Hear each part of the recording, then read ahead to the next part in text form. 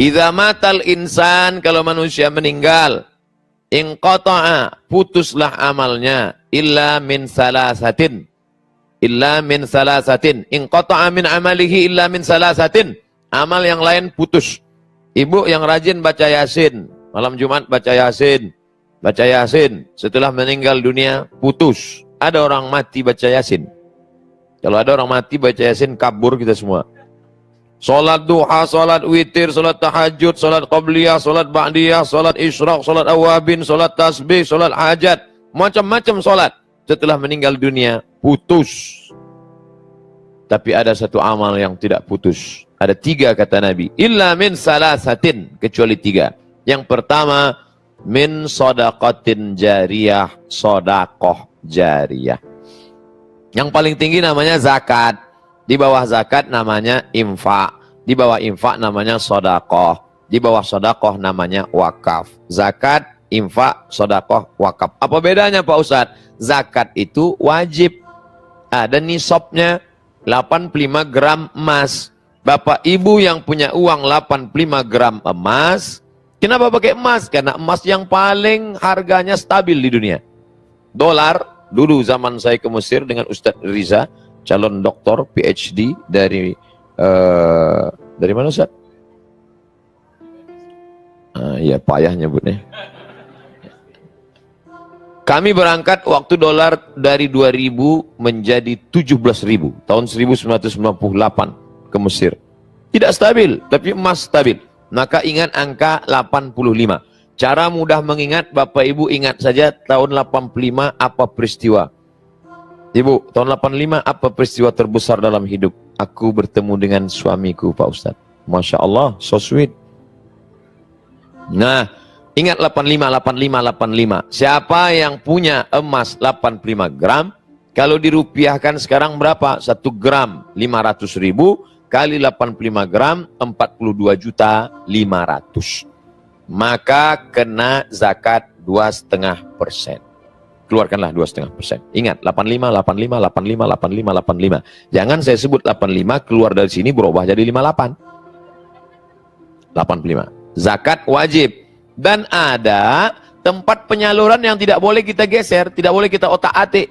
Innama shadaqatu lil fuqara wal masakin wal amilina 'alaiha wal mu'allafati qulubuhum fir riqab wal gharimin wa fisabilillah wa ibnis sabil. 8. Tidak boleh dialihkan ke yang lain. Ini namanya zakat. Di bawah zakat ada namanya infak. Kalau ibu belikan karpet, infak. Bapak belikan lampu, infak. Bapak belikan mikrofon untuk masjid, namanya infak. Kalau dia benda, infak. Tapi tidak semua orang bisa berikan infak. Maka orang yang susah miskin, gak punya uang, jangan sedih. Karena di bawah infak ada namanya sodakoh. Apa beda infak dengan sodakoh? Kalau infak itu materi, benda. Tapi kalau sodakoh, tidak benda. Contoh, kalau ada orang beli semen.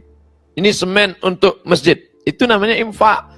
Tapi kalau saya nggak sanggup untuk ngasih semen, tapi gotong royong untuk ngaduk semen, saya bisa. Itu namanya sodakoh. Karena setiap tulang sendi ada sodakohnya. Ngambil skop, ikut mengaduk semen, itu sodakoh.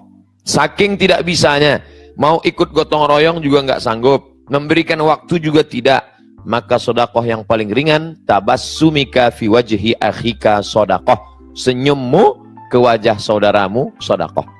Makanya kotak itu yang paling tepat namanya kotak infak, jangan kotak sodakoh.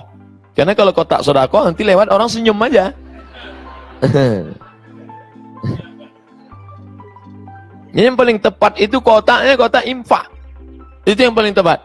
Wa anfiqu min thayyibati ma kasabtum. Infakkanlah yang baik-baik dari hasil usahamu, uangmu, duitmu.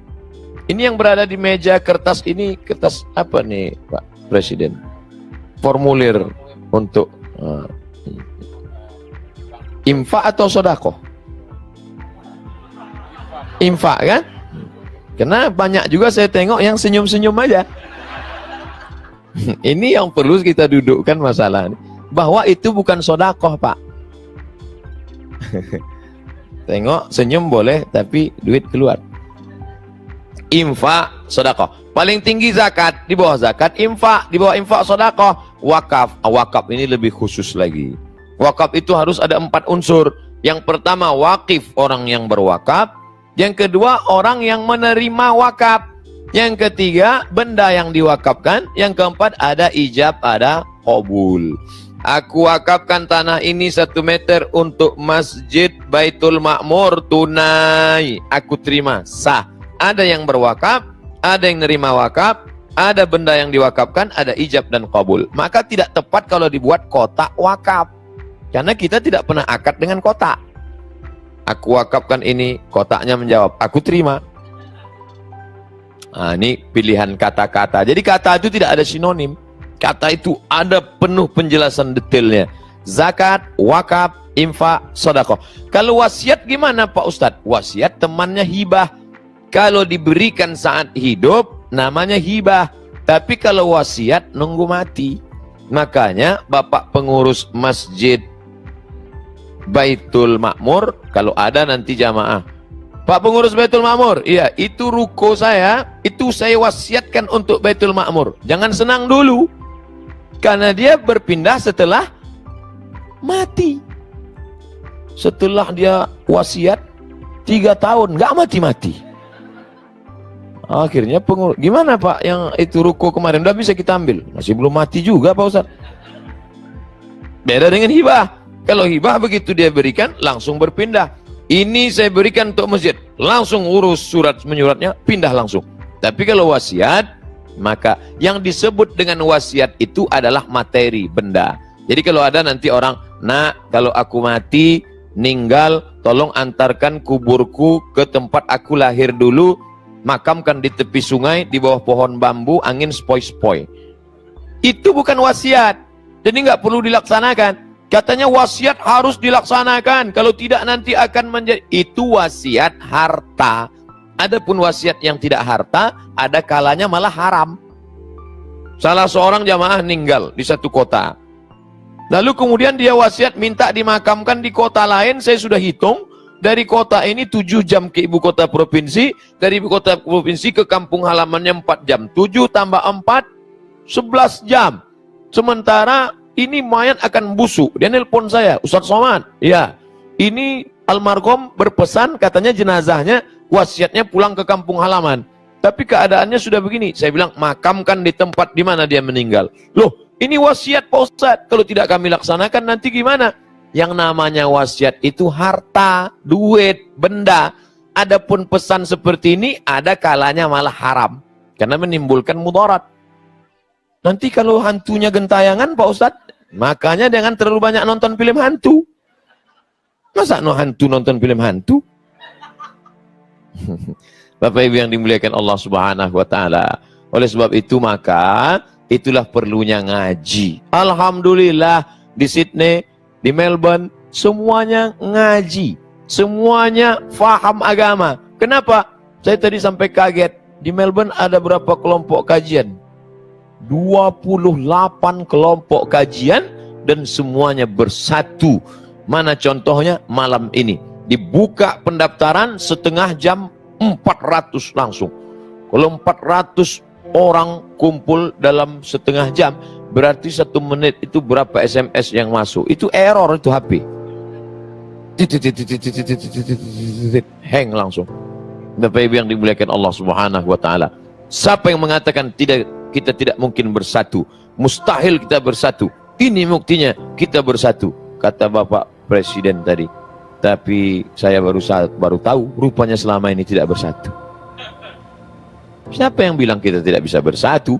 Kiblatnya satu. Fawalli wajhaka syatral masjidil haram. Bahasa yang dipakai satu. Allahu Akbar. Imam yang dipakai satu. Kita ikut imam, jangan dilawan imam. Ju'ilal imamu liyutamma bih. Imam diangkat untuk diikuti. Maka yang pertama ini yang akan mengalir kalau setelah Abdul Somad ini mati meninggal dunia adalah shadaqatun jariyah, sedekah jariyah.